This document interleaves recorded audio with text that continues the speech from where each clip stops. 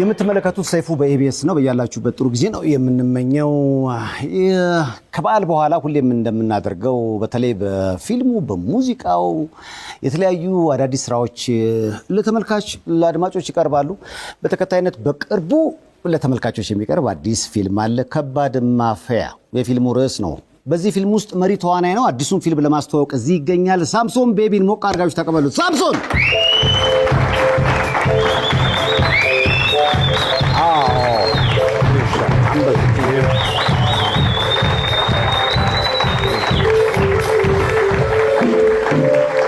እንኳን አደረሰ። ሳሚ እንዴት ነው? ሰላም ነው ወይ?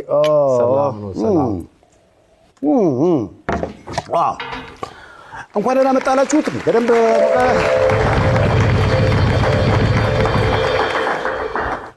በጣም አሪፍ ፊልም ነው እየተባለለት ያበደ ነው። ሲኒማ አፍቃሪው አዳዲስ ነገሮችን በጣም ይፈልጋል። ለዛም ደግሞ መልስ የሚሰጥ ይመስለኛል። በጣም ቆንጆ አድርገን በደንብ ተዘጋጅተንበት በጥሩ መንፈስ ነው የተሰራው።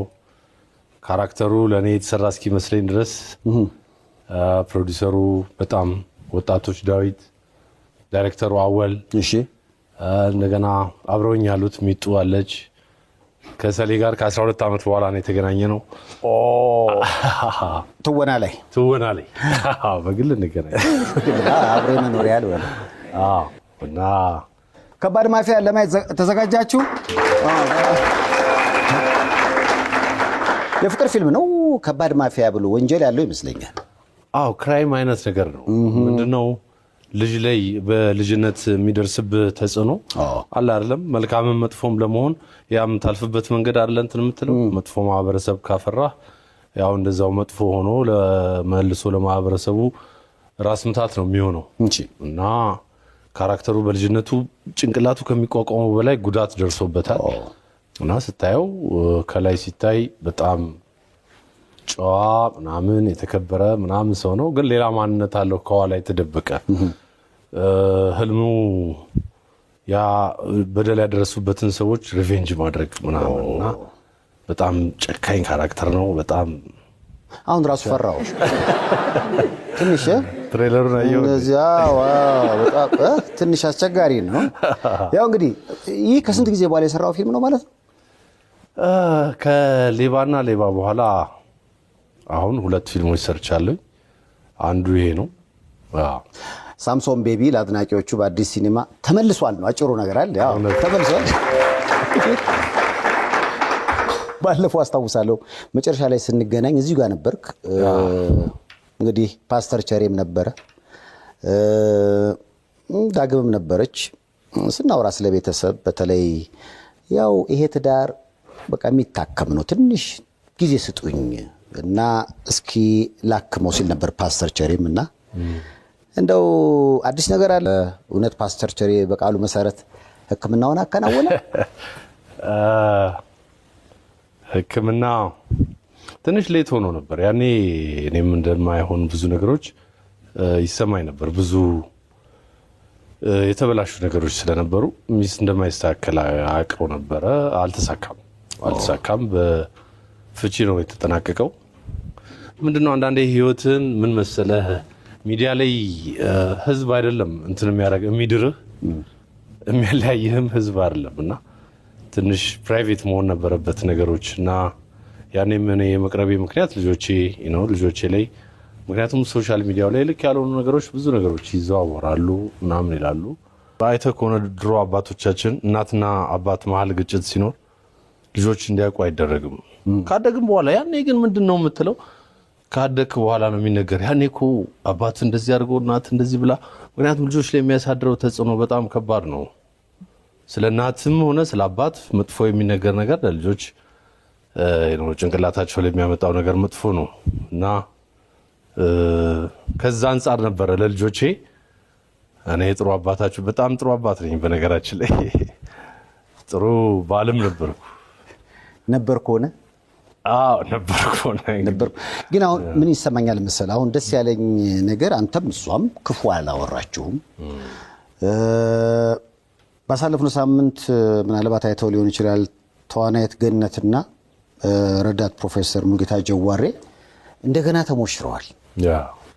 ግን ከ14 ዓመት በኋላ የዛሬ 4 ዓመት ቃለ መጠይቅ ሳደርግላቸው ገኒ ይሄም አይታሰብም ስትል ነበር። ስለዚህ ሰዎች ዛሬ ላይ ሆነው የሚያወሩትን ነገር ብዙ ጊዜ አላምንም። በጊዜ ሂደት ነገሮች ሊቀየሩ ይችላሉ። በእናንተስ ቤት ይህ ተስፋ የሚኖረው ይመስላል? አይመስልኝም። እሷም እንደዚህ ነበር ያለችው። አይመስልኝም። ምንድነው መሰለ ልጆች እነሱ ፈቅደው አለም እኛ ፈቅደን ያመጣናቸው። ስለዚህ ለነሱ ነው መጠንቀቅ ያለብን፣ ለነሱ ነው እንትን ማድረግ ያለብን። ምናልባት እኮ አንዳንድ ጊዜ ልጆች አብረህ ሆነ መጨቃጨቅህ ልጆች ላይ የሚያሳድረው ተጽዕኖ የበለጠ በጣም መጥፎ ሊሆን ይችላል። የሚያሳድርባቸው ነገር መጥፎ ሊሆን ይችላል እና አንዳንዴ ይሄኛው የተሻለ ሊሆን ይችላል። እኔ እንደ ወንድ መቋቋም የምችለውን ያህል ትዳር ትልቅ ጸጋ ነው፣ ትልቅ ስጦታ ነው፣ እግዚአብሔር የሚሰጥ ጸጋ ነው። ስለዚህ እንደዋዛ ዝም ብለህ እንትን የምታደርገው ነገር አይደለም። እንደዋዛ በቃ ሲከፋ ጥለው የምትሄደው ነገር አይደለም እና ብዙ ሞክሬያለሁኝ፣ በጣም ብዙ ጥሬያለሁኝ። ግን ደግሞ አንዳንድ ጊዜ በግድ አይሆንም። ገባህ? እግዚአብሔር ካልፈቀደ ያ ነገር ልጆችም የበለጠ ጉዳት ላይ መውደቅ ከሌለባቸው ማብቃት ካለበት ማብቃት ነው ያለበት። እኔ በምን እስማማለሁ? ከአንዳንዶች ጋር እዚህ ፕሮግራም ላይ ተለያይተው አብረው በፍቅር ስለሚኖሩ ልጆቻቸውን በፍቅር ስለሚያሳድጉ ቤተሰቦች ስናቀርብ እንዴት ምናምን የሚሉ ሰዎች አሉና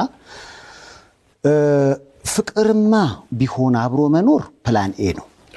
ካልሆነ ደግሞ በጋራ በተለይ ልጆች ካሉ ልጆችን በጋራ በሰላማዊ መንገድ እንደዛ ነው ተከባብሮ ማኖር ደግሞ ፕላን ቢ ስልጣኔ ነው። ይሄን ደግሞ ብዙ ሰዎች ማየት አይፈልጉምና እንዴ ይመስለኛል ጭንቅላታችን ውስጥ ለምሳሌ ባልና ሚስት ከተለያዩ በኋላ እሱን ማጥቃት ምናምን የለመደው ጭንቅላታችን። ይሄ ልክ አይደለም። ግን ይሄ በጣም ኋላ ቀር አስተሳሰብ ነው እንዴ። ለምን ብዙ ክፉ ደግ እኮ ነገር አሳልፈሃል አይደል እንዴ? አንዱ የሌላውን ገበና እያወጣ መስጠት፣ እንደገና ፋይት ማድረግ፣ አንዱ የሌላውን ውድቀት መመኘት ምናምን፣ ይሄ ተገቢ ነገር አይደለም፣ በፍጹም መሆን የለበትም። ልጆችም እኮ ቢኖሩላቸው ነው አይደል? እናትም አባትም መልካም ደግሞ ያለን ነገር እኮ ያለን ጸጋ እግዚአብሔር ሰጥቶንም እዚህ ሀገር ላይ መቼም ሰው ያውቀናል እና መጀመሪያ ራስህን ፕሮሞት ማድረጉም በስራ ቢሆን የተሻለ ነው። ገባ? ስትበላ ስትጠጣ እኔ አሁን ይሄ ነገር ብዙ እንትን አያደርግኝም። ኢንስታግራም ላይ ስንት የተራበ ሰው እኮ አለ። አንተ ክትፎ ስትበላ ክትፎን አንሰህ ለምን ትፖስተዋለህ? የራበው ሰው እዛ ጋር አያየውም እንዴ? አንተ ሄደህ ከከተማው ተዝናና ምናምን ስታደርግ ያ ያልሞላለት ያን ማድረግ የማይችል ፍቅር ኖሮት ቤት ውስጥ ግን ያንን አሟልቶ ይዞ መውጣት የማይችል ባል አለ እኮ። ትልቁ ጸጋ ውስጣቸው ኖሮ ሰላማዊ ትዳር ሰላማዊ ፍቅር ያለበት ምናምን ኖሮ ግን ምንድነው መሰለህ ይሄ ሶሻል ሚዲያው አጠቃቀማችን ትክክል አይደለም። ግን አሁን አብረህ አይደለህም እኮ እዛ ላይ ሆንክ ሁሌ አብረህ ትመስላለህ፣ ግን አብረህ አይደለህም፣ ሌላ ዓለም ላይ ነው ያለኸው። እኔ አሁን በጣም በሚገርም ሁኔታ ብዙ ከሚወራባቸው ካፕሎች መካከል እናንተ አንዱ ትመስሉኛላችሁ። እውነት ነው። የኛ ቤን አፍሌክ እና ጄኒፈር ሎፔዝ እናንተ ነው የምትመስሉኝ ግን ይሳሰብ። ምክንያቱም በጣም ጨዋ ነች ዳጊ፣ አውቃለሁ። ከሷ ወገን የሚመጣ ነገር የለም። ትዳሯን ሴቭ ለማድረግ ብዙ እንደምትጥርም ትነግረኛለች። አንተም እሷም ለልጆቻችሁ ስትሉ ብዙም የራሳችሁን ነገር አውጥታችሁ ወደ አደባባይ አታሰጡም እኔ እስከማውቀው። ግን ደግሞ ዜና ላይ ምናምን ላይ ሁልጊዜ የሆነ ነገር አለ ስለ እናንተ። እኔ አይገባኝም። ለምሳሌ አሁን ባለፈው አሜሪካን ሀገር ሙቭ አደረገ፣ ተሰደደ እንደውም በአሜሪካ አገባ ሁሉ ስትባል ነበር። አገባ ሁሉ ተብሏል። ይሄን ደግሞ ከአንድ ብቻ ሳይሆን ፕሮዲውሰሮቼ ሲያሳዩ ነበር። ከብዙ ዩቲዩበሮች በቃ ሲቀባበሉት የነበረው ወሬ ነው። ሶሻል ሚዲያው ትዳሬን ነጥቆኛል ብለህ ታስባለህ? ሶሻል ሚዲያው ምን መሰለህ፣ እኔ ትዳር ላይ ብቻ ሳይሆን አጠቃላይ ብዙ ሰዎች ላይ አሁን እንግዲህ ሶሻል ሚዲያ ስንል ሰዎቹ አሉ የሚፖስቱት ዜናውን የሚያወሩት ምንጭ ሳያራግጡ ከማን ነው የተሰማው። አንዱ የፖስተውን እንትን የሚያደርግ ነገር ኃላፊነት ያስፈልጋል እኮ አይደል?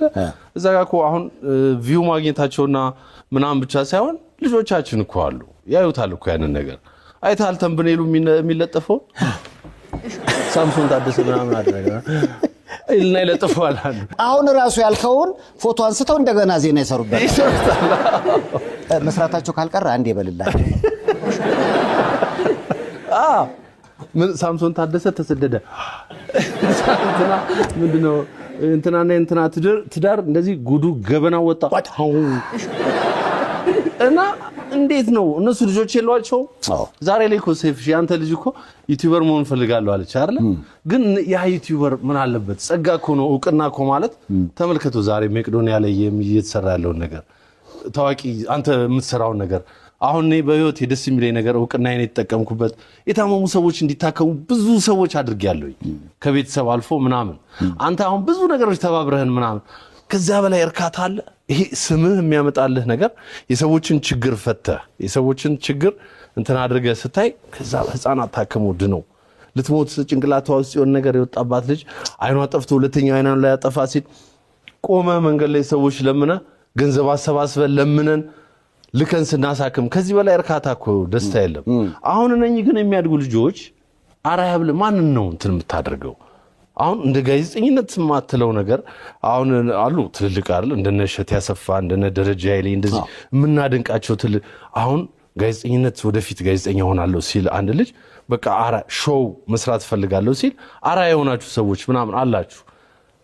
አሁን እንደዚህ ህፃናት ልጆች ወዴት ነው እንትን የሚያደርጉት? ምን እንደሆነ ሲያረጋግጡ እኔ ስልኬን ማኔጀር ጋር ትቼ ነው የሄድኩት። ደውለው ቼክ ማድረግ ይችላሉ እኮ።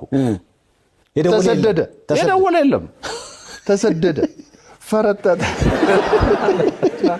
እኔ ማረፍ ፈለኩኝ።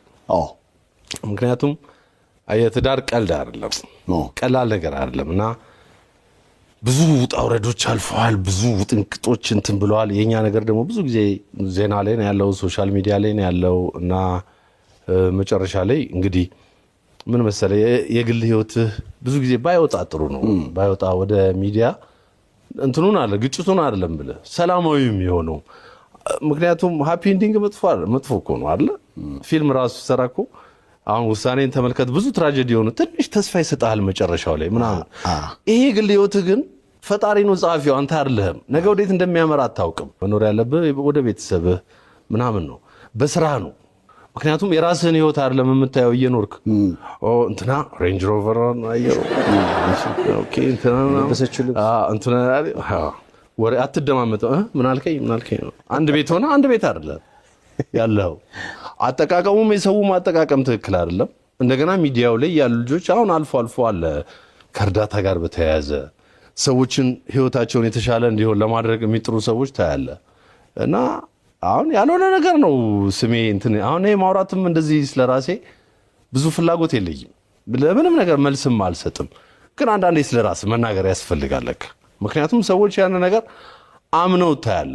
እኔ በጣም ጥሩ ባል ነኝ ልንገርህ፣ በጣም ታማኝ ክርስቶስን ነው የምልህ።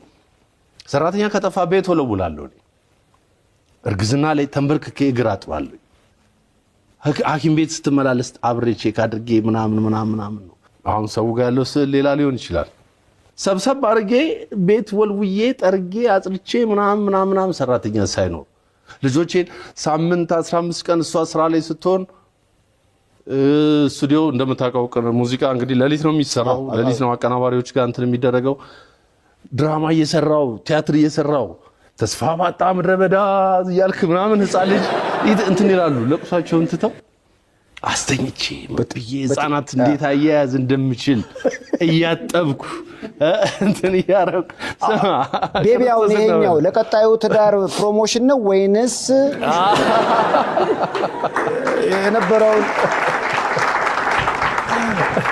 የነበረውን ለመመለስ ነው ወይንስ ለልጆቼ ያለኝን ፍቅርና ስዕሉንም አሁን የተሰሩትን ዜናዎች እኔ አላይም፣ ብዙም አላይም። ግን ሰዎች ኧረ ምን እየተካሄደ ነው ምናምን ይልኩልኛል እና ሳይ ልክ እነኝን ፍቅር የሆኑ ልጆች እንዴት ነው ጥዬ የሆነ ሴት ወድጄ ጥዬ ልሄድ የምችለው? ስለ ራሴ ክሊር ማድረግ ስለፈለግኩኝ ነው። ትንሽ የሚቆጨኝ ባርኮን ነው ትንሹ። እሱ ከመጣ በኋላ ብዙ ውጣ ወረዶች ምናምን ስለነበሩ እሱ ነው ብዙ። ማርካና ማሪዛ ግን ያውቃሉ እንዴት እንዳሳደግኳቸው እንዴት እንደማስተኛቸው።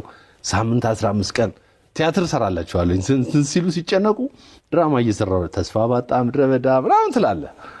የአንድ እውነት ይሆናል ዳ እኔ አሁን የገኒና የረዳት ፕሮፌሰር ሙሉጌታ ጀዋሬ ትዳር አንድም ከ14 ዓመት በኋላ ህይወት የዘራው አንዳቸው ስላንዳቸው ምንም መጥፎ ነገር አያወሩም ነበረ። መጀመሪያ አካባቢ ግጭት ነበር። በኋላ ላይ ግን ስለ ልጆቻቸው ሲባል በመግባባት ውስጥ ሆኑና ያን አስቸጋሪ ጊዜ አለፉት። በተናጠለም ህይወት ሞክረውታል። ከዛ አልተሳካም። እንደገና ተመለሱ። ስለ ነገ ማንኛችንም ምንም አናውቅም። ለዚህም ነው ብዙ ጊዜ ስትጣሉ ነገ እንደምትታረቁ ሆናችሁ ተጣሉ የሚባለው። እኔ እውነቱን ለመናገር ከሁለታችሁም ወገን ብዙ ጊዜ በቃ ልጆቻችሁን ማዕከል ያደረገ አስተያየት ነው። አሁን ዘመኑ ሁሉም ባለ እንትን ነው፣ የፈለገውን ነገር ሊል ይችላል። ግን የሆነ ነገር ሲደጋገም ደግሞ እውነት ይመስላል። አዎ ዝምታ፣ በተለይ እኔ አሁን እንዴ አንተ ውጣና አንድ ነገር በል እንጂ እንዴ ዝም ትላለህ? ከአምና ጀምሮ ማለት ነው። ምክንያቱም እኔ ምንም ያልኩት ነገር የለም። ያ ዝምታ ግን አንዳንዴ እንትን ላይሆን ይችላል። ታውቃለህ፣ ልክ አይደለም ለካ። ለምን እኔ ዞሮ ዞሮ በስራዬ ነው የምመጣው፣ ከህዝቡ ጋር የሚያገናኘኝ ስራዬ ነው። ግን ጸጥ ማለት አንዳንዴ ልክ አይመስልም። ራስን መግለጽ አስፈላጊ ሊሆን ይችላል እና ከርቀት ሰው ጥሩ እንትን ላይኖረው ይችላል፣ ጥሩ ስሜት ላይኖረው ይችላል ምናምን። ያ አይደለም የሚወራው፣ ድራማ ነው እየተሰራ ያለው። ያ አይደለም እውነቱ፣ ሌላ ነው። መሬት የወረደው ነገር ሌላ ነው። ሚዲያው ላይ የሚወራው ምን ችግር አለው? ከኔ ማጣራት ይችላሉ እኮ። ኧረ እንደው ምንድን ነው የሚሻለው? በተለይ አሁን ሁሉም ሰው የሆነች ነገር መለጠፍ ይፈልጋል። አንዱ ያለውን ነገር ቅድም እንዳልከው እኮ ነው። ማኔጀር ጋር ስልክ ተቀምጧል። ለምሳሌ እኔ ከአንዳንድ ደውዬ አግኝቻለሁ። የሚወራው ነገር ግን በጣም አንድ አይነት በሚመስል ደረጃ እኔ ማንን እንደሚከተሉ አላውቅም። መጀመሪያ የሆነ ምንድነው ከ2 ወር በፊት አንድ የቄራ ልጅ ቡጤ የሚባል ልጅ ላከልኝ። ተሰደደ የሚል ተሰራ። ከ2 ወር በፊት እንደዚህ ምናምን ተሰደደ ትኩረት አልሳበም። ከዛ በሁለተኛው ከወር በኋላ ምናምን አሁን በሆነ ጊዜ ወዲህ ደግሞ አገባ የሚል 2 ሰዎች ይሰሩት መጀመሪያ። ከዛ በኋላ እያለ እየተከታተለ እኔ እንደውም እዚህ ስመጣ ነው ያየሁት። እዛ ብዙም አላየሁትም እና አገባ፣ በቃ እኮ አገባ። አሁን ሰለሞን ያኮርፋል እርግጠኛ ነኝ። ስታገባ አልነገርከኝም ብሎ ምናልባት የሆነ ደብቀኸኛል የሚል ይመስለኛል። እንግዲህ ግን እንደው ቤቢ ያው ጠጋ ብለስ ወደዚህ ሰይፍሻ እውነት ግን ምንም ነገር የለም። ስራዬን ያገባሁት አረታው የተጋባሁት ከስራዬ ጋር ነው። ከባድ ማፊያ አዲስ ሲኒማውን በእናታችሁ ጠብቁለት ለቤቢ። ከብዳል አይደለ? በአንድ ጊዜ ደግሞ እንዴት ይሆናል ማለት ነው። አንድ ነገር ከገባበት በቀላሉ አትወጣም አይደል? ስንት መከራ አይተህ ማለት ያው ብዙ ጥሩም አሳዛኝም ነገሮችም አልፌ ያለሁኝ ምናምን ያን አልፌ ወጥቼ እንዴት ነው አሁን በዚህ ጊዜ ውስጥ ወደ ሌላ ጋብቻ ሌላ አገባ። እነሱ ራሳቸው ማመናቸው ተብለው ከሆነ ማመናቸው እነሱ ራሳቸው በጣም የሚገርም ነገር ነው። እንዳያመልጦ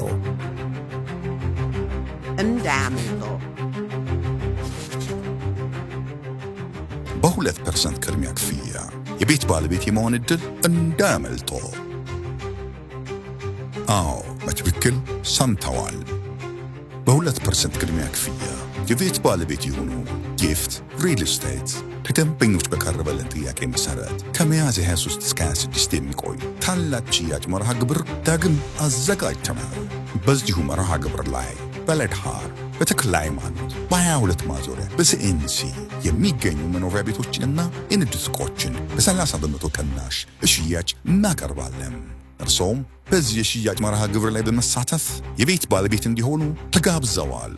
መኖርስ በጊፍት መንደር ጊፍት ሪል ስቴት ማህበረሰብን እንገነባለን።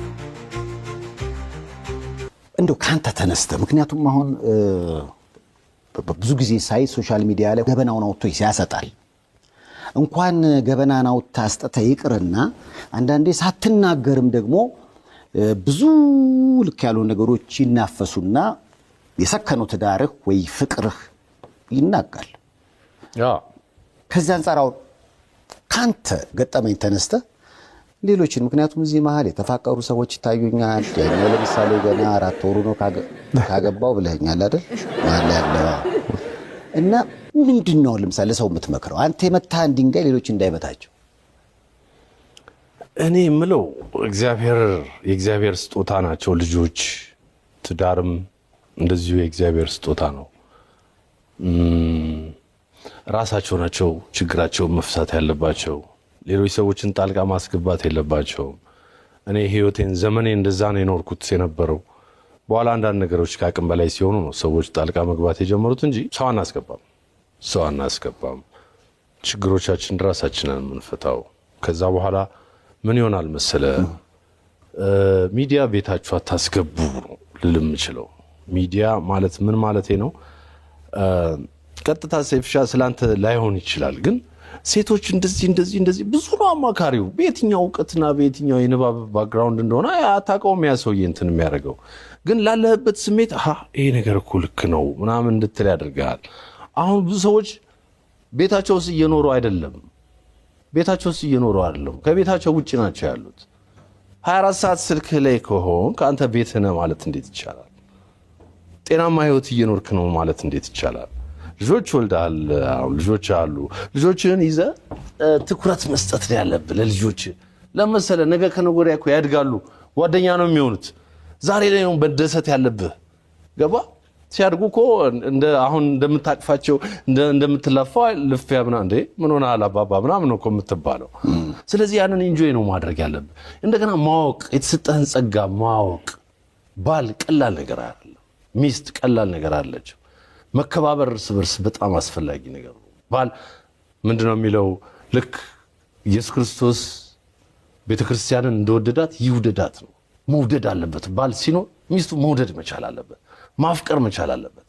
ያለውን ፍቅር ሳይቆጥብ መስጠት መቻል አለበት። ቀልድ አይደለም ትዳር፣ ትልቅ ነገር ነው። ሴቷም እንደዛው ባሏን ማክበር መቻል አለባት። ባሏን ማስከበር መቻል አለባት። ገበናህን ወደ ራስ መያዝ አለበት። ግጭቶችን ልጆች መስማት የለባቸው። ያንተ እንዴ እነሱ ምን ቦጣቸው? ፈቅደው ነው እንደ የሰይፉ ልጆች ሆነ የተወለዱት። ሰይፉ ከሚስቱ ጋር ስላልተስማማ ለምን ልጅ እንቅልፋቱ ያድራል ሲጨነቅ? ልጆች ለምን ይጨነቃሉ? ኮሽታ መስማት የለባቸውም እነሱ። የራስን ነገር ዋጥ አድርገህ ወደ ራስህ እንኳን ወደ ሚዲያ አይደለም እና ደግሞ በተረፈ ይሁኝ ባይሉ መጥፎ ነው እሱ። ደብቁኝ ያመጣል፣ በኋላ ያመጣል። ግን አሁን ቤቢ ለትዳሬ በፍቺ መቋጨት የኔ ምንም ሚና የለበትም ወይም ደግሞ እኔ ምንም ስህተት አልሰራሁም እያልከኝ ነው? እኔ ሴፍሻ ከባድ ጥያቄ ነው። ለምን መሰለህ? አሁን እንድናገር ልታደርገኝ ነው። እኔ ስለ ራሴ መልካምነት ስለ ራሴ ጥሩነት ለመናገር ነው እንጂ ጥፋት የለብኝም እያልኩ አይደለም። ጥፋት የለብኝም። ሁለት ሰዎች ሲጣሉ ጥፋቱ የአንድ ሰው ብቻ ነው ብሎ መደምደም አይቻልም። ሁለቱም ጋር ችግር ይኖራል። ፍጹም ሰው የለም። ነገር ግን አሁን ሚዲያ ላይ የወጣው በትዳሩ ላይ ከሌላ ሴት ጋር ማቅጧል፣ በትዳሩ ላይ ሌላ ሴት ጋር ግንኙነት ጀምሯል፣ አግብቷል። ትዳሩ ልክ እንደፈታ ደግሞ ሄዶ አገባ። ይሄ በፍጹም ከእውነት የራቀ ውሸት ነው። እኔ ትዳሬ ላይ ያለውኝ ሌላ ሪሌሽን ጀምሬ አላውቅም። እኔ ዙሪያዬን ያሉ ሰዎች መጠየቅ ትችላለህ።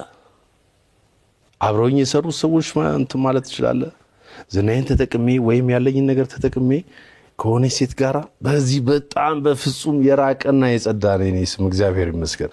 እና ትዳር ላይ ያለሁ እኔ በጣም ታማኝ ነኝ፣ ለሚስቴ በጣም ታማኝ ነኝ። በዚህ ነው የምታወቀው። ፍርድ ቤት አንድ ጉዳይ በፍቺ ከመጠናቀቁ በፊት እኔ በአንድ ጓደኛ ስለማቀው ነው ዳኛው መጨረሻ ላይ ምን አሉ? እስኪ ጊዜ ይሰጣቸውና ቁጭ ብለው ለብቻቸው ይማከሩና የማይሆን ከሆነ ይመለሱ ይላሉ። ያ ዕድል ተሰጥቷችሁ ነበር? አዎ ተሰጥቶን ነበር። ያኔ እንግዲህ ሽምግልና ላይ አንተም ፓስተር ቸሬም ገብታችሁ በነበረበት ሰዓት እንትን ተደርጎ ነበረ። ግን በዛውን የቀጠሉት ነገሮች ጊዜ ተሰጥቶናል። 2 ወር ይሁን ወይ 3 ወር ከዛ በላይ ጊዜ ተሰጥቶናል። ሚስተካከል እንዳልሆነ እኔ ያውቀው ነበረ በፊትም ቢሆን። እዚህ የቀረብኩ ሰዓትም አይተህ ከሆነ አልተናገርኩም። ምክንያቱም ዛሬም አልናገርም። የምናገረው ስለ ራሴ ነው።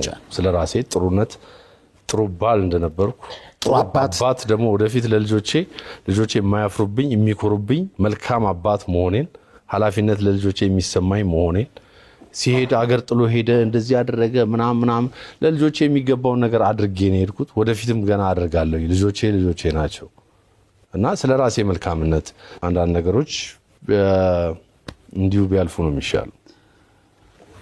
ተመልካቾች መጠየቅ የምፈልገው እንደነ ግን የሆነ ወቅት ላይ ሳምሶን ቤቢና ዳግም ራሷ ስሙ ዳግም አይደለ? ዳግም የትዳር ህይወት የሚቀጥሉ ይመስላችኋል? ጸጥ አሉ። አንተ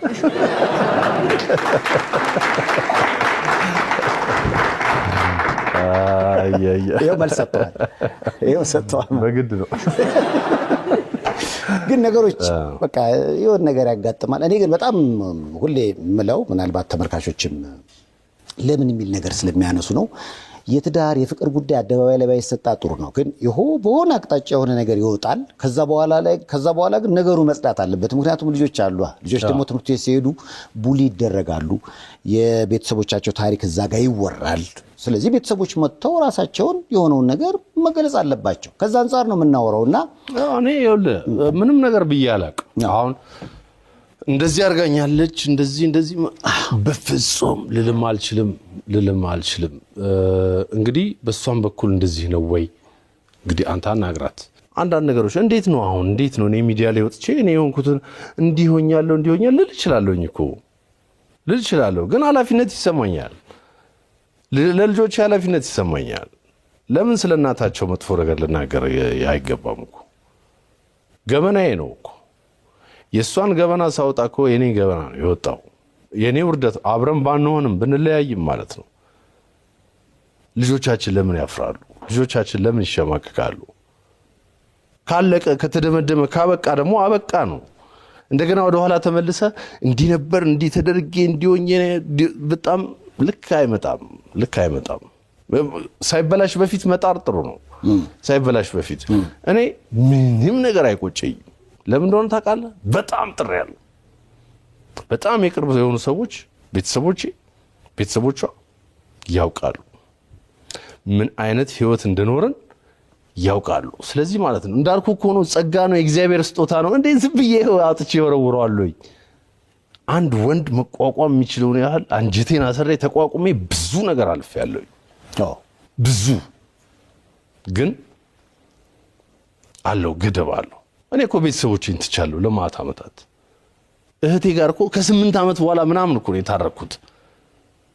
የዛሬ 2-3 ዓመት ምናምን ከታረኩ በኋላ ግን እንደገና ስሟ ተነስቶ መኖር እንዳትችል ተደርጎ ከሀገር እንድትሰደድ እስክትሰደድ ድረስ በስም ማጥፋት በምናምን በእንደዚህ አይነት ነገር ማለት ነው። እኔ ግን በጣም በሚገርም ሁኔታ የሁለታችሁ አሁን አብራችሁ ምግብ ቤት ስትገቡ ስትሄዱ የነበረው የሰው ፍቅር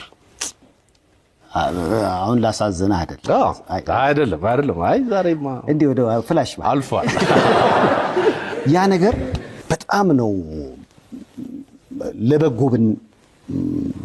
ብናስበው ይጠቅመን የሚችለው። ማለት ለምሳሌ ሰው የሚፋቀርን ሰው ይወዳል፣ የፍቅር ተምሳሌትም ያደርጋል። በተለይ ደግሞ ሁለት ዝነኞች ሲሆኑ ደግሞ የነሱ የፍቅር ጉዳይ ላይ ነው በጣም ግን ዝም ብዬ ሳስብ በቃ እግዚአብሔር ካላለው ደግሞ አሁን ለምሳሌ አንተም እሷም ያየውባችሁ ብስለት ምንድነው? እንዲሆኑ ምናምን ነገር የለም። በቃ ነገሮችን ሞከርን፣ ወልደናል፣ አልተሳካም፣ እዚህ ደርሰናል።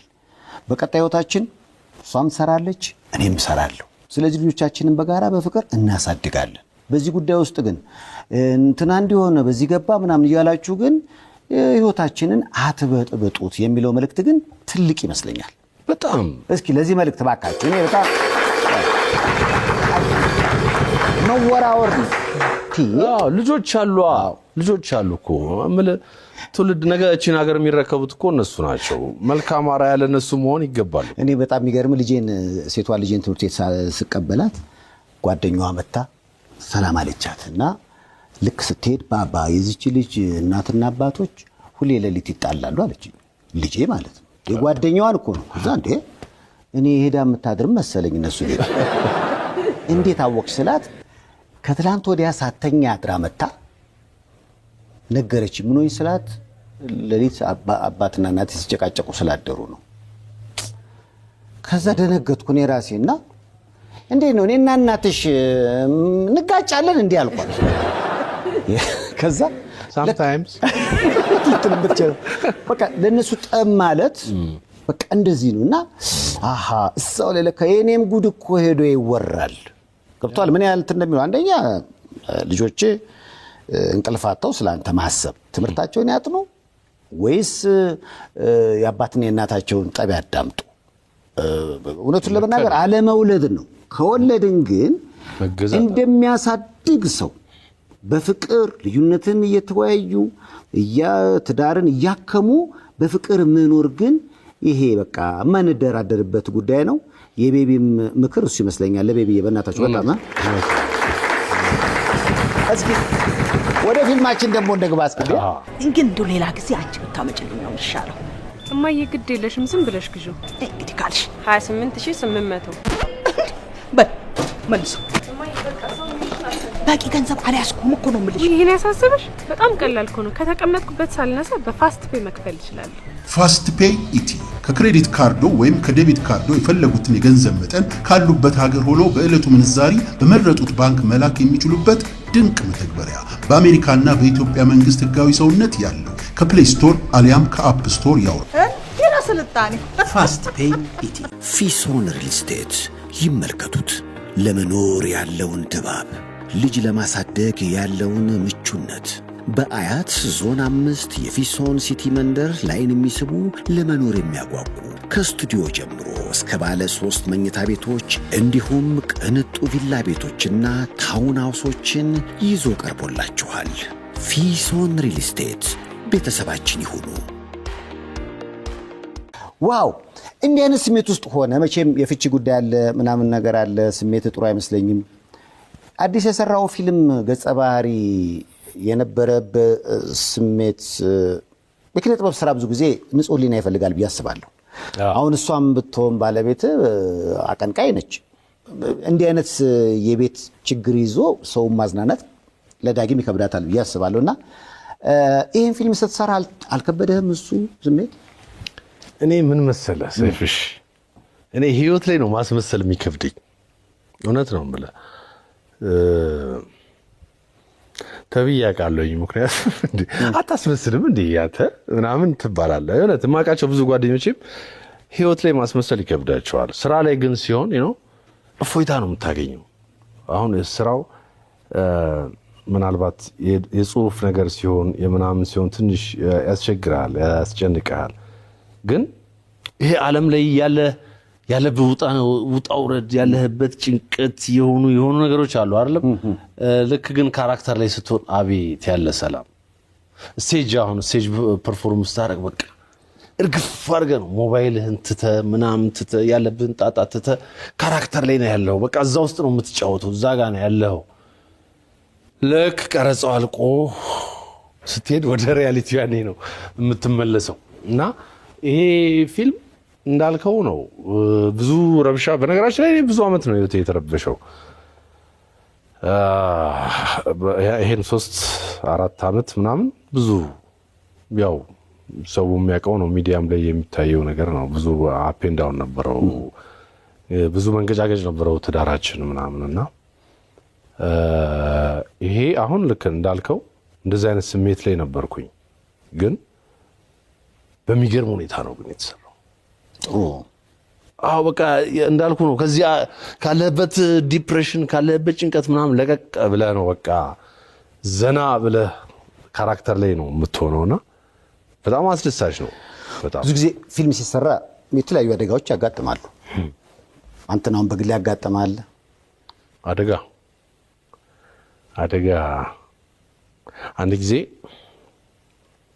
ላይ ሲኒማ ቤቶች እንትን የነበረው ምንድነው ወደ ፈረንሳይ አካባቢ ያለው ትልቅ ግቢ ሮይሲ ደርግ ሲኒማ ቤት እንትን አድርጎት ነበር። ራስ መኮንን ቤት ይሁን ትልቅ ግቢ ያለው አስታውስኩት። እዛ አንድ ፊልም እየቀረጽን ፊልሙ ላይ እንትን ነበር ዘል ነበር ካጥርና በተኩስ አለው መሳሪያ መተኳኩስ ምናምን አለው ስዘል ለካ ከዛ በኋላ ያለው እንትን አላለም ኃይለኛ ቁልቁለት ገደል ነበረ ከት ብለው እነሱ ሌላ ሴታፕ እያስተካከሉ ነው እኔ እዛ ጋር ተንከባልዬ ወድቄ የሆነች እግሬ ላይ ምናምን የሆነች ጉዳት ደርሳ ነበር አሁን ፈገግ ስትል ትልቅ ለውጥ ያለው ምክንያቱም ይፈልጋል እኔም ዳይሬክት አድርጌያል ያ ሳምሶን ቤቢ እና ይሄኛው ይለያያል እውነት ነው ያ አካላዊ ገጽ የመጣው ከምንድን ነው ይሄ ምን መሰለ እንግዲህ አሁን የጥርሴ መሰራት ጉዳይ ብዙ እንትን አድርጓል የሚፈጥረው የሆነ ተጽዕኖ አለ አሁን የናዝሬት ልጅ ስለሆንኩ ነው ጥርሴ ብልዝ የነበረው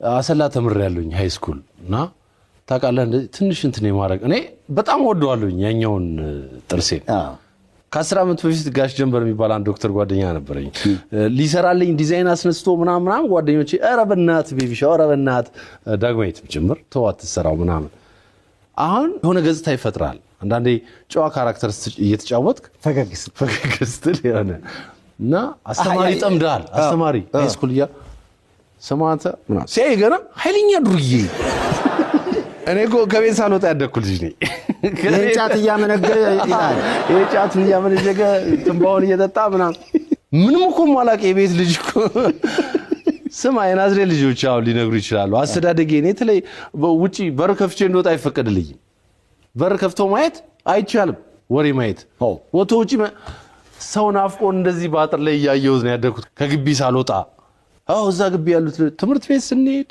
አንዳንዴ እድር መክፈል ወይ ምናምን በሚል ሰበብ ሱቅ እንኳን ለመሄድ አይፈቀድልኝም ጥበቃ ምናምን ነው የሚሄደው ሱቅ እንኳን ግን የሆነ የሚሰጥ ስዕል አለ አሁን ልጆች ሲመጡ ደግሞ ራሴ ያመነታው ነበር ዶክተር ሰላም ግድ የለህም ቤቢ ሌላ ነው እንትን የሚያደርገው እንደዚህ እስቲ ቆይ ላስብበት ለያውም አምባሳደር ሆኜ እንደሰ እስማኤል አምባሳደር ነኝ ነው ከዛ በኋላ ልጆቼ ደግሞ አባባ ለምንድን ነው ያንተ ጥርስ ብቻ እንደዚህ ሆነው ግን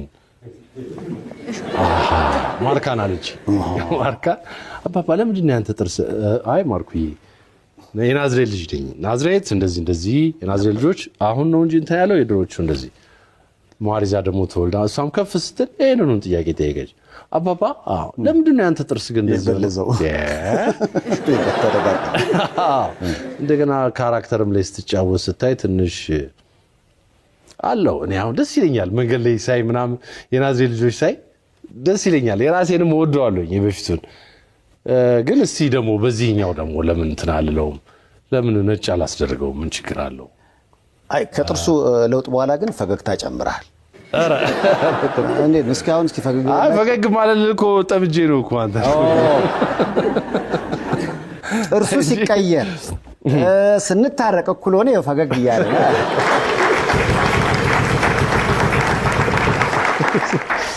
ይፈልጋል ላይ ሰርሽና አንተ ኖቤል ብለህ ፈገግ የምትልበትን ፓርት ላሳየህ ነው ደስ ይለኛል የኖቤልን እናት እንደተዋወቅኳት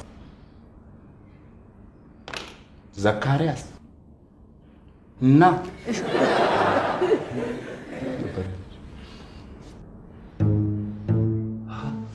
ፕሮፌሰር እኔንም እኮ አሁን እንደዛ ነበር ያሉኝ ምልክቱ በሽታው ነው አሁን እዚህ ላይ ያ የበፊቱ ጥርስ ነበር እውነት ነው እና ብዙ ሰዎች ልክ ገና እንደዚህ ስትል አብረው ነበር ፈገግ የሚሉት ቅድም እንዳልከው ነው ለሁሉም ሰው ሄደ ማስረዳት ሊከብድ ይችላል ለምሳሌ አሁን በጣም ጨዋ ሆኖ ፊቱ ላይ ሰንበር ምናምን ያለው ሰው ሊኖር ይችላል መሬ ሊመስል ይችላል አሁን ያሱዬ ለሌላው ሰው ተደባዳቢ ሊመስል እሱ ኮድቆ ነው ይሄን በጣም አስቸጋሪ ነው በጣም ደግሞ አስቸጋሪ ባህሪ ኖር ደግሞ ፊቱ ስዕል ሊመስል ይችላል ከዛ አንፃር አሁን ይሄ ዶክተር ገጸ ባህሪ ራሱ ሰዎች ለመቀበል ከብዷቸው ነበር በጊዜው ይከብዳል ከርቀት ሲያይ ሰው ጀጅ ያደርጋል ህይወትን አንተ ነው የምታውቀው የምትኖረውን ህይወት አንተ ነው የምታውቀው ሰዎች ጀጅ ያደርጋሉ እንደዚህ እኔ ጤነኛ ያልሆነ ሰው እየበዛ መጥቷል አንዳንዶቹ አሁን መልካም የሚሰሩ እንዳሉት ሁሉ ማለት ነው ሰውየው ተሳድባ ማአት ፎሎወር ምናምን ይመጣል ከዛ በኋላ እሱ እኮ እንዲህ ነው ይሄውላችሁ እንዲሆነ ምናምን አምሰል ከዛ ሰውም ይከተላል ምናምን እንዴት አንተ ለምን እንዴት ተብሎ አይጠየቅም እንዴ መቼ አሁን እኮ ቀርቷል እኮ አሁን አንተ የሆነ ነገር ካንተ አንደበት ወጣ አይደለም እሱ ጨምሮበት ነው ለዛኛው የሚነግረው፣ ያኛው ለዛኛው ጨምሮበት፣ ያኛው ለዛ ጨምሮበት እንዴት መቼ ምናምን ብሎ የሚጠይቅ የለም። እንዳለ ተቀብሎ ማባዛት። ሶሻል ሚዲያው እንደገና ተመልሰን ካየ ነው እንደውም በአንድ ወቅት የሆነ ሰው የነገረኝ ታሪክ ነው። ልጁ ገንዘብ እየሰበሰበ ረዳለው እያለ ይሰጣል እና በአጋጣሚ ከዛ ገንዘብ ላይ ሲያጭበረብር ተደረሰበት እና የሰበሰቡት ሰዎች ይቅርታ ጠየቀ። መጀመሪያ በጨዋ ደንብ እየሰበሰበ በሚረዳበት ጊዜ 30,000 ነበር ተከታዩ። አዎ ልክ ሌባ ሆኖ አጭበርብሮ በአደባባይ ላይ ስሙ በጣም መብጠር ሲጀምር 500,000 ገባ ተከታዩ ማለት ነው። ስለዚህ ከታች ለሚመጣው ሰው ዝም ብሎ ደግ መሆን ለካ ትንሽ ተከታይ ነው የሚያስፈልግ እና ቢሆን ነገር ግን ማደረስ መንገድ ላይ እንትን ታደርጋለህ። አሁን በእኛ ግጭት አታየው ቪዋቸው ምናምናቸው በጣም እኔ አሁን ለምሳሌ እኔ ራሴ ብዙም አላይም ነበረ ምናምንና ከነስማቸው ያወቋቸው አንዳንዶቹን ይሄ አሁን በተፈጠረው ሁኔታ ላይ ነው እና ቪዋቸው ይጨምራል ምና እኔ አሁን ቲክቶክ አለኝና ቲክቶክ ላይ ፎቶግራፍ የሆነ ጊዜ ላይ ፎቶ ፖስቻለሁ እና ፎቶቼ 5,000 እንደዚህ ምናምን አሁን ባንዴ በኮሜንቱ ብዛቱ ምናምን አንዴ ምን ተፈጥሯል ምናምን ስለካ እዚህ እየተራገበ ያለ ሌላ ነገር አለ። አገባ የሚለው ነው ተከታይን ያበዛው። ልጆቹን ትቶ የልጆቹን እናት ትቶ ምናምን አድርጎ ሄዶ አገባ እና ትረካው ራሱ በጣም እንዴት ይከፋል። ስም የሰውን ስም ለማጥፋት አክቹአሊ ዝም ብሎ አይጠፋም። ስንት ዓመት የገነባው ስም የሆነ ሰው የሆነ ነገር ስላለ አይጠፋም። እግዚአብሔርን ይዘህ ሐቅን ይዘህ እስከኖርክ ድረስ ስንት ዓመት ለፍተህ የገነባው ነገር ነው። በአንዴ ዝም ብሎ ገደል ውሃ አይበላው። ቅድም ግን በመልስ መሃል እንደገባኝ አስተዳደግህ ላይ አስቀናኝ ማለት የሀብታም ልጅ ነበር። እኔ ያው ማለት ይቻላል። ኧረ ተው። ታደሰ ደቦች ይባላል አባቴ። አያቴ እጅ ላይ ነው ያደግኩት። እኔ አያቴ እጅ ላይ ነው ያደግኩት። ልጅነቴ ላይ በጣም ከእናቴ በግድ ነው ነጥቆ የወሰደኝ እና ታናሽ ወንድሜ ያለ እዚህ እነሱ ታናሽ ወንድሙ መላጣ ነው። ከሳምሶን ቤቢ ይልቅ ለእኔ ይቀርባል። እውነት ከምር የኔ ወንድም ነው እንጂ አንተ እንዴት አይመስልም። እና ይገርማል ወይ የእናት ወድ ጅንጉርጉር ቆይ ተጣርቷል። የኔ አይደለም ከዛ ማን ነው ስሙ? ይድነቃቸው ጮሚኒ ይሉታል። ይድነቃቸው ታናሽ ወንድም ነው። ታናሽ ወንድሜ ነው። በጣም ነው የሚገርመው። ጭራሽ ታናሽ ሆኖ ተመልጧል። እኔ እኮ ላለው ጩጬ ነኝ ማን ይስማኝ። ታናናሾች እኮ ነው የተመለጥን ያለን ግን አይመስልም። አሁን ለሚታይ ሰው እኮ ታላቅ የሚመስለው እሱ ነው ይመስላል። ምን ስለተመለጠ የት ነው የተወለዳችሁት? ናዝሬት ነው የተወለደው። እሱ የተወለደው ናዝሬት ነው። ያደጉት ሻሸመኔ ነው እነሱ። አንተ ማዘርና ፋዘር እዛ ነው። እኔ አያቴ ነው ያሳደገኝ። ናዝሬት ነው ያደግኩት። ፋዘር ያው ድሮ እንትን አይሰራም ነበረ። የሆነ ጊዜ ላይ ግን አያቴ በቃ እንትን ነው በጣም ዘናጭ የታወቀ ሰው ነው። ናዝሬት ታዴ ቴክሱ ነው የሚባለው። በጣም ዘናጭ በጀግንነትም በዝነጣም በምንም የታወቀ ሰው ነው። አሰላ ደግሞ የኖረበት ሀገሩ ነው ማለት ትችላለህ። አሰላ እናቴም የተወለደችው አሰላ ነው። የአሰላ ልጅ ናት እናቴም። አሰላ እኔም ኖሬያለሁ፣ ተምሬያለሁ ሃይስኩል እዛ። በጣም ወዳት ሀገር ነች አሰላን። አሰላ ግን አትሌቶችን ብቻ ሳይሆን አርቲስቶችንም እየለገሰችን ነው ለአሰላ። በጣም አሰላ ሄጄ አያታለሁ። አሰላ እንዴት ታዲያ ፍቅር ሀገር ነው አይደለ? በጣም በጣም አስተዳደጋችን ንባብ በስማ ይነበባል አሰላ ላይ መጽሐፍ። ከኔ ጋር ያለህ ልዩነት ግን እኔ ተዘጋብኝ በር የለም። ያው ቴሌቪዥን ነበራችሁ በልጅነታችሁ? ድሮ እኮ ቴሌቪዥን በጣም ብርቅ ነው። እኛ የትና ጋሽ በዙ የሚባሉ አሉ። እኛ ሰፈር 2 ቤት ነው ያለ የነበረው ቴሌቪዥን። አይገርማችሁም? እኛ ሰፈር ደግሞ 1 ቤት ነበረ እና የዓለም ዋንጫ ማታ ጨዋታ ለማየት ቀን እናጸዳለን እና አጽድተን እንደረደርና እንኮለኮላለን ጨዋታ ይጀምራል ማለት ነውና ቋቋጫሞ ላይ እንዳለው ማለት ነው ራሱ እና በጣም የሚገርማችሁ ልክ ጨዋታው እየተጀመረ 2:30 ምናምን ይሆናል ማታ 4 ላይ ማለት ነውና የቤቱ ባለቤቶች እንዴት በምን አይነት ቋንቋ እንደሚያወሩ አላውቅም ለራት ማለት ነው ይባባላሉ ከዛ ቲቪው ላይ እንዲህ አፍጥጠን እንዲህ ብለን ደግሞ እናያለን ወጥ ሽታ ይመጣል እና የሚገርማችሁ በዛን ጊዜ ከተደረገው ጨዋታ ይልቅ ትዝ የሚለኝ ወጡ ሽታ ነው አሁን ድረስ በጣም 12:30 ነው ቲቪ የሚጀምረው በእኛ ጊዜ እና 6 ሰዓት ሲል ያበቃል ከዛ በፊት ብትከፍት ቃለ የሚለው ቂንጨው በቀደም ለቴሌቪዥን ገዛው ቤት አመጣውና በአጋጣሚ ያው ሻለ ድንገትና ባባ አለኝ ቴሌቪዥኑ ተበላሸ አቅማ የኔና ያንተ አስተዳደግ ልዩነት ግን በጣም ይገርማል እንግዲህ ጫፍና ጫፍ የቱ መልካም ነው ማናቀውም እኮ አይደል ግን ልጅነት ላይ ያ የሚያሳድርብህ ነገር አሁን ለማንነት እኮ ነው ሁሌ ስለ ልጆች ይጨነቃለሁ በጣም መሰራት ያለበት ይመስለኛል ልጆች አይምሮ ላይ ምክንያቱም ነገ አገርን የሚረከቡት እነሱ ናቸው የኔ አባት አሁን ትንሽ ኃይለኛ ነበር በጣም ኃይለኛ ነበር ሻርፕ እንዲሆን ይፈልግ ነበር ትንሽ በሚሊቴሪ ውስጥም አልፏል በኃይለ ሥላሴ ጊዜ ከዛ በኋላ ደግሞ እንግዲህ ደርግ ወርሶት ምናምን ገበሬ ነበረ ሀብታም ነበር በጣም ሀብታም በጣም ሀገሪቱ ላይ አሉ ከሚባሉት ውስጥ ምናምን ነበር ደርግ ከዛ ወረሰው ከዛ በኋላ ደግሞ ኖርማል ላይፍ በቃ ያሳደረበት ተጽዕኖ ነበር መወረሱ ታስሮ ነበር አዳሪ ብለው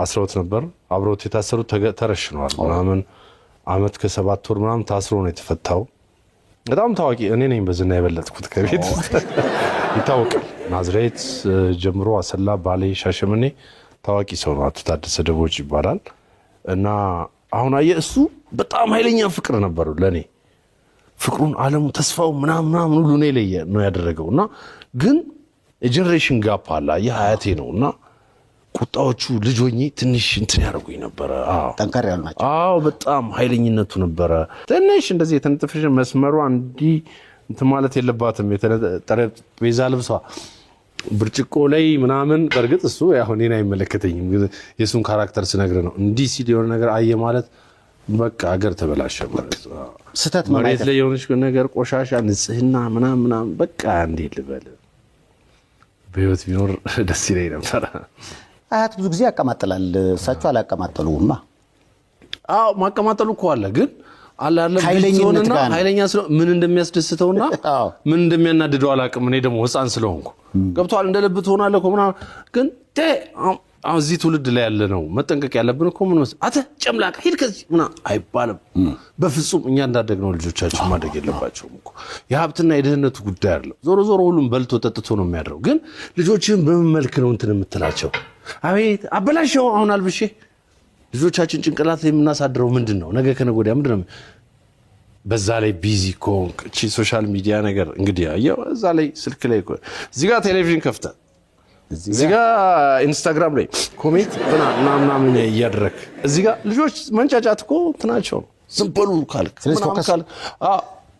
አንተ ሁሉንም ነገር ዘጋግተህ ከነሱ ጋር እኮ አንተ ያው አሁን በጣም ኢንጆይ እያደረከው ነው ያለው በጣም ትልቅ እድል ነው እግዚአብሔር የሰጠ በረከት ነው ይሄ ከእጅ እንዳይወጣ መስራት አለብህ አታገኘውም ስታድግ እኮ እንዳልኩ ነው ቅድም ጓደኛ ነው የምትሆነው ዛሬ ላይ አብረ እየተንከባለልክ ምን ይያልክ ምናምን ምን ያመልጣል እዚህ ስልኩን እንትን ቴሌቪዥኑን ባትከፍተው ምን ያመልጣል ከነሱ ጋር እየተጃጃልክ እየተንከባለልክ ምናምን በቃ ያንን ህይወት በጣም ደስ የሚል ነው የሚለው ያንን ማጣጣም ነው ያለበት ፍቅር መስጠት ነው ያለበት ከልጆች ጋር ትገናኛለህ አሁን ነገ በዚህ ሰሞን ውስጥ አገኛቸዋለሁ ገና በቅርቡ ነው የመጣሁት እንደው ካሁን በኋላ ሳምሶን ቤቢ ምን ያስባል ማለት ከአንድ ህይወት ተነስተው ወደ አንድ ህይወት መቼም ሚዲያው እንዳለው እንዳልገባህ እየነገርከኝ ነው አይ አይደለም እንደ ቅድና አላገባውም ሰይፍ ሻይ አወሬ ነው ይሄን ለአመት እንዳልኩ እኮ ነው እንደዚህ ኖር እኔ ምን መሰለህ በጣም ብዙ አመት ይኖር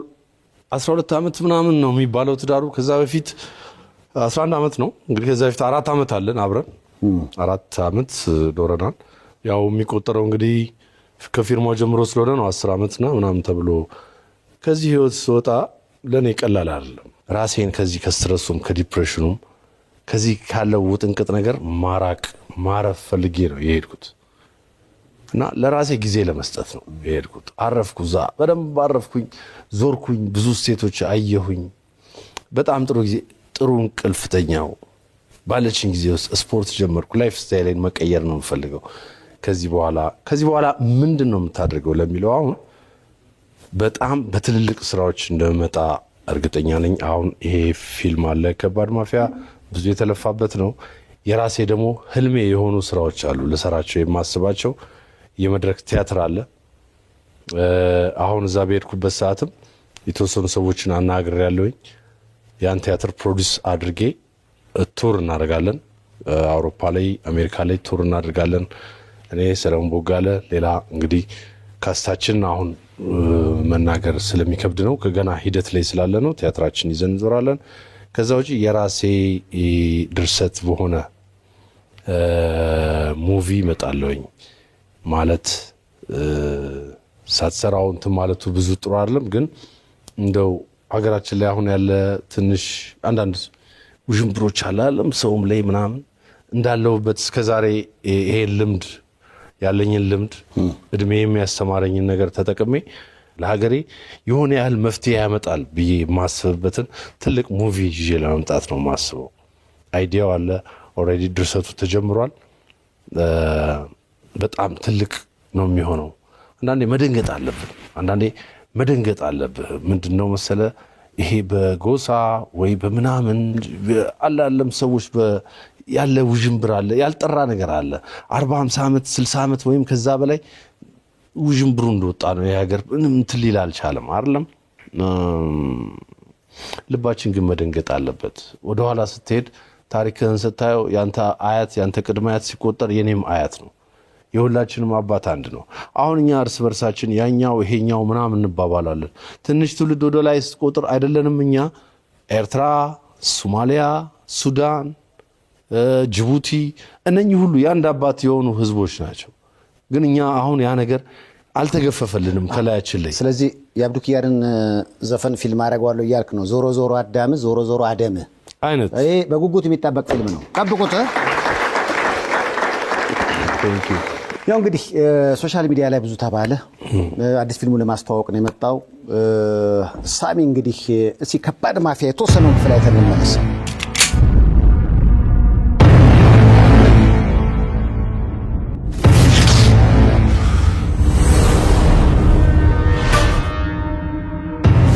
አይኔን እያዩ ደማቸውን እያየሁ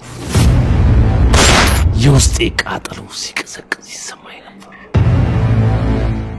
አይንሽ ውስጥ አባትሽ ይታየኛል።